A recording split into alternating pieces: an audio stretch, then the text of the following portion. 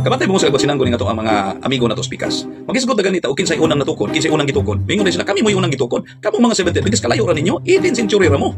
Maguwang pamangani ninyo ang tanduay. Mo ganila mga eksos. Ang kuno na to na kay tinud na puna 19th century. So karon magisgot na pud kining kinsay nagpatay ni Kristo. Ingon dayon na sila dayon, ang nagpatay ni Kristo, mga sabat kay mga sabadista, mga 70 Adventist mo nagpatay. Makalibog mo. Ngano man, magisgot kay pinakauna, kamo na dayon na. Magisgot nagpatay, muli kay na mo dayon. Kamo kay una, di kamo nagpatay. Di ba klaro kayo? So mo na siya, mo na yung si San Pablo din sa ikaduhang Korinto sa 4 bersikulo 2, amo na nang gisalikoy ng mga siniwitik. Ingon sa dinyo, basa na? O gisalikoy na mo ang mga pamanggi nga makauulaw og siniwitik. Nagdumili kami sa pagbuhat sa lipat-lipat o sa pagsambog sa mga pulong sa Dios. Ilan na nang ikuan ng lipat-lipat. Kaya ano man ang inyong style lipat-lipat. Pag moingon na gani kinsay nagpatay, sabid Adventist. Kinsay unang gitukod kami, amingon ni kamo. Asti na layos din noon. Ang siniwitik mao nang magsulti og mga butang nga walay koneksyon sa iyahang gitawag o giklaim. Kana manggong Seventh-day Adventist og imuha nang giangkon giangkonas tong higala nga ato ang gireaksyonan karon nga mingbuto lang ni abtong 19th century pinaagi sa upat ka mga Amerikano ug sumala pa niya dili na nila tawag ining masupak. Pero ang ilang question kung giangkon sa Iglesia Katolika o sa mga Katoliko nga ang Iglesia Katolika Apostolika Romana mao ang gitawag og una, so therefore ang simbahang Katoliko daw ang nagpapatay kang Kristo. So, ang question din na, tama ba na siya nga klase nga understanding?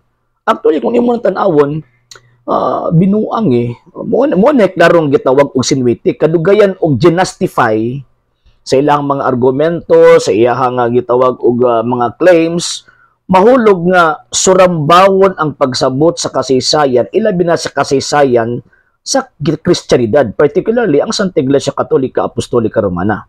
Tinuod man kana nga ang nagpapatay kang Kristo mga sabadista. Pero mao tong mga original nga mga sabadista.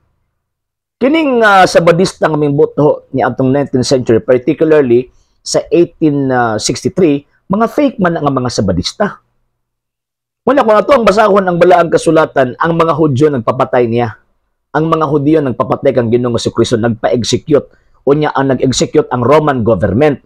Dili ang Romano Katoliko. Dili ang Romano Katoliko may nagpapatay. Nga naman kay ang simbahang Katolika gitukod man ni Ginoong Jesucristo. So siya na nagpapatay siyang founder. Di ba? Diha pa lang daan balikwaot na kaayo paminawon ug kana bitong maghimo og mga butang og argumento nga lahi og dili maoy nalatid sa mga factual evidence. So number 1, sinwitik na ngano man kay again justified daw kunya nga sabadista sila nya ang word na gigamit sa sabadista mga nagpapatay kang Kristo. So therefore, mas una pang mga sabadista. Wala niya gidistinguish ang katong original o katong fake nga sabadista. Ang original nga sabadista, ang religion Judaism. Ang fake nga sabadista, ang sekta gitawag og Seventh-day Adventist. Ang original nga mga sabadista, mga Hudyo. Kining fake nga sabadista, gipangtukod o gidumalahan og mga Amerikano.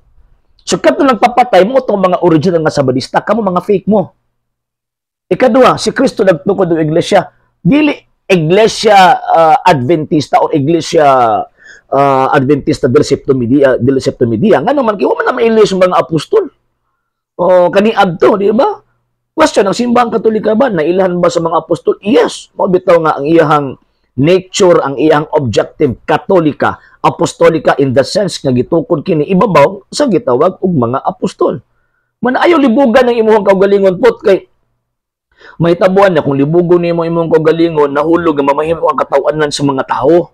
So again na ato tinawa na ang nagpapatay kang Kristo mga original nga sabadista. Kamo mga fake mo nga mga sabadista. Ang nagpapatay kang Kristo Judaism. Kamo ipangtukod lang mo og tawag ining mga kano nya ang Iglesia Katolika Apostolika Romana mao nang gitukod ni Kristong iglesia nga giluto sa una, ikaduha, ikatulong siglo og bidaog sa pagpanglutos after the 3rd century. Ug mao na nga gideclare sa Roma mga 4th century nga mao ang state religion or gitawag og Kristyanidad. Ug ang kanang Christianity again gitukod na ni Kristo ug mao nang Santa Iglesia Katolika Apostolika Romana ug wala nay lain. So kanang sinwitik mo nang imo ay nagipahid sa mo switik mo nang klaro. Sa hindi pa po nakapag-follow sa mga pages po natin, i-follow nyo po yung mga pages po natin. RJ Horolanciano II TV, Argumento page, Kuya Apologies TV page and RJ's Vlog 2022. And pwede rin po kayo mag-send po dyan ng Facebook stars. And also, sa ating po mga channels, sa hindi po nakapag-subscribe, subscribe po ninyo yung mga channels natin, Dalay Catholic, Apologies International Official, RJ Sano de Second TV, Kuya Apologies TV, and Barrio Kawayan Religious Forum.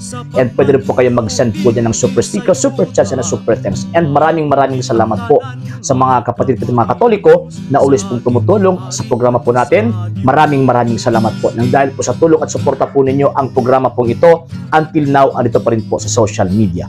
And until now din po, nangangailangan pa rin po tayo sa tulong at suporta po ninyo dahil wala po kami magagawa rito mga sir, mga ma'am, kung wala po yung tulong at suporta po ninyo. Sa gusto pong tumulong, sa gusto pong sumuporta, pwede po ninyong ipadala ang tulong at suporta po ninyo sa pamamagitan po ng ating mga account numbers dyan po sa ating pong screen.